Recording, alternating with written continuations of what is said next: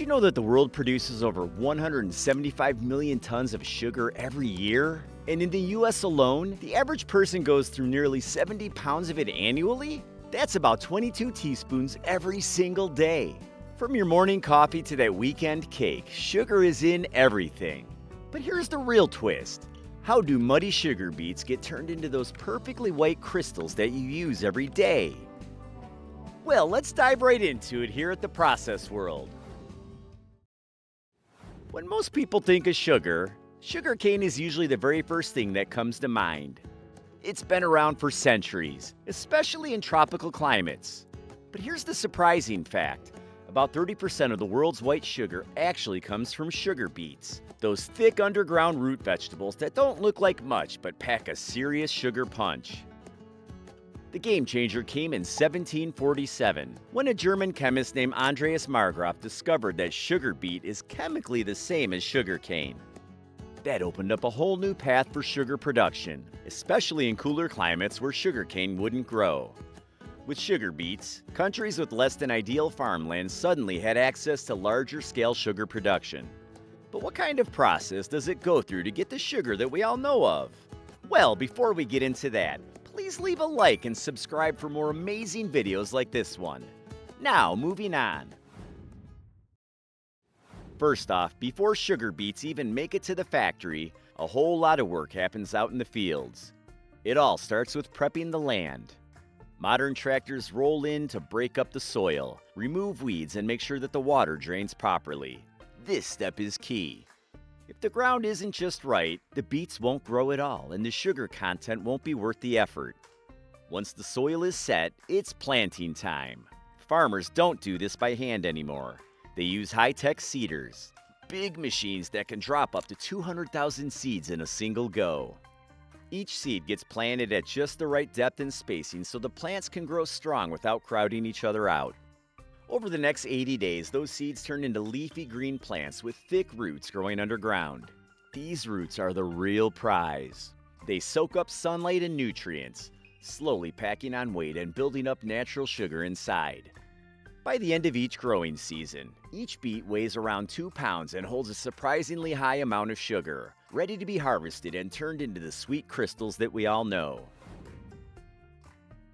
Sugar beet harvesting is a high-powered operation that relies on serious machinery. Harvesters with over 530 horsepower glide through the fields, slicing off leafy tops and lifting the beets from the soil with precision. These machines can pull over 30 tons per hour, working 6 rows at once without damaging the crop. Right behind them, loaders scoop up the harvested beets, shake off a good amount of dirt, and pack them into trucks, making the process quick, clean, and safe. Once the beets are ready by roadside, the logistics systems kick in. Trucks are lined up and moving constantly, around 420 loads per day, all headed for processing. Some factories handle as much as 630,000 tons per season, and operations run almost around the clock, from Monday midnight to Saturday night. It's a non-stop relay between field and factory. When the trucks arrive at the factory, the beets don't head straight into processing. Interestingly, they need a serious wash. Even after farm-side cleaning, there's still a mix of soil, rocks, straw, and leaves stuck to them. So the factory kicks off with the rinse using high-pressure water jets. That's just the warm-up. Next, the beets roll onto conveyor belts and into massive rotating drums, giant cleaning zones where the real scrubbing happens. As the beets tumble around, more water rains down non-stop. They knock against each other, helping scrape off anything stubborn. The heavier debris, like rocks, get caught in the side bins designed to trap them before they get too far. After that, the beets move through more jets, filters, and custom separators that pull out sand and straw bits. One more rinse-off clears off anything left behind. At this point, even bruised or damaged pieces are filtered out. Now that the beets are spotless, it's time to break them down. And that's all about slicing with precision. Inside the factory, there is a giant machine with 66 razor-sharp blades spinning non-stop at 20 revolutions per minute. Its job? Turn each beet into thin, uniform strips called casetas. These strips kind of resemble mini fries, but they're soft and packed with natural sugar. Why slice them this way? because those thin strips create more surface area, making it way easier to pull out the sugar locked inside. It's not just about chopping them up, it's about setting them up for maximum efficiency in the next stage. And these machines aren't slow. They're built to handle up to 8 tons of beets per minute, cutting them into clean, consistent pieces. No mush, no mess, just perfectly prepped slices that are soft enough to soak but strong enough to hold their shape. By the time the beets leave the slicing station, they're fully prepped and ready for the next big step. The beet slices are dropped into large tanks filled with hot water around 180 degrees Fahrenheit. Think of it like a massive batch of beet tea. The heat softens the cells and begins to pull the sugar out of the strips. Inside these tanks, there's a special setup called a diffuser tower. It works like a conveyor, slowly pushing the beet slices in one direction while the hot water flows in the opposite direction. This method helps draw out as much sugar as possible. The longer the beets soak, the more sugar dissolves into the water. On average, factories are able to pull out around 90% of the sugar this way. What's left behind is a thick, pale juice called raw juice. It holds about 14% sugar, along with other natural stuff like minerals and fibers. The leftover beet slices, now drained of their sweetness, are removed from the system and used for other purposes, like animal feed. Now that the raw juice is packed with sugar, it's time to clean it up. And this is the part where chemistry takes the lead. Before the sugar juice can move forward, it needs a serious cleanup.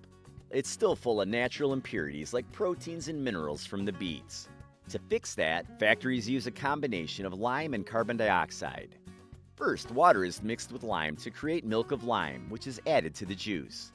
Then CO2 gas is pumped in, causing a reaction that forms solid clumps. These clumps trap the impurities and make them easier to filter out. After that, the juices go through ultrafine filters to catch any leftover particles. What comes out is a much clearer, smoother liquid. A golden-colored juice that is now around 17% sugar. It's cleaner, sweeter, and finally ready to be concentrated and turned into sugar crystals. The process is fast, precise, and designed to leave behind only the good stuff. It's how raw beet juice becomes a clean, sugar-rich base ready for crystallization. Once the juice is purified, it's time to concentrate the sweetness and start forming crystals. The juice is heated up to around 266 degrees Fahrenheit in large evaporators, removing the water and leaving behind a thick syrup called mascuite, which is approximately 75% sugar. To turn this syrup into crystals, small seed crystals are added. These seeds provide a surface for the sugar molecules to attach to, allowing the crystals to gradually grow. This crystallization process occurs under low pressure to control temperature and takes around 12 hours, ensuring that the crystals develop to the desired size and quality. By the end of this stage, the sugar crystals are well formed but still coated with a sticky syrup. The next step involves separating the crystals from this syrup to produce the final product. The mascuite mixture of the sugar and molasses is loaded into the spinning drum of a centrifuge. As it spins at high speed, centrifugal force pulls the heavier sugar crystals outward, pressing them into the sides. Meanwhile, the lighter molasses gets flung away from the crystals and collected separately. It's a clean and super efficient way to separate the two. To make sure that every bit of usable sugar is collected, the spinning is usually repeated 3 times. Each round pulls out more molasses and leaves the sugar even purer than before. What's left is sparkling white sugar crystals and dark, sticky byproduct. Now that the sugar crystals are clean and molasses-free, they're headed to the final stretch, drying and packaging. First, the crystals go through a controlled drying system.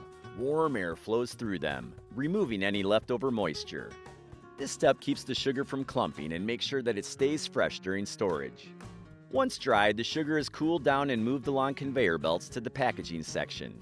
Here, the factory runs 2 different lines. One for bulk packaging, where the sugar is poured into massive sacks, each weighing up to 2,500 pounds.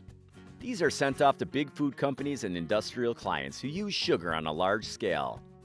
The second line handles the smaller, household-friendly packs. These are the familiar 3.3-pound bags that you find in grocery stores. Machines fill, seal, and stack them, ready to head to the supermarkets, bakeries, or your kitchen shelf. Now that you've seen how a muddy root gets turned into pure white sugar, processed by machines, cleaned with beet water, and packed with precision, here's a big question. If something this ordinary hides an intense process, what other everyday foods are secretly this complex? Let us know what you want us to break down next.